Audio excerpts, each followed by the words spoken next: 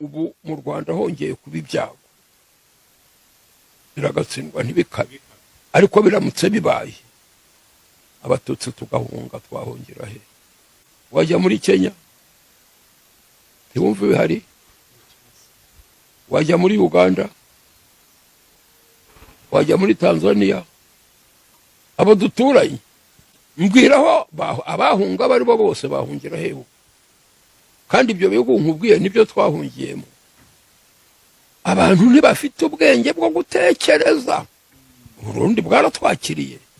ubu wajya mu Burundi Kongo yaratwakiriye wajya muri Kongo Kenya yaratwakiriye nturebe uko bimeze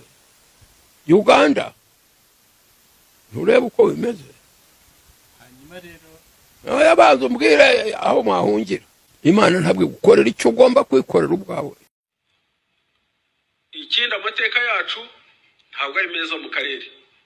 buri muntu wese hano utarahunze afite umuvandimwe we wahunze utarahunze 5 yahunze 9 so akarere twarakayogoje twagateye akajagari baraturambiwe ni ukuvuga ko turyanye hagati yacu ntitugifite naho kwihindira so by obligation tugomba kubana byanze bikuze nta handi dufite ubu ninde wakongera guhungira Uganda ninde bamwakira gute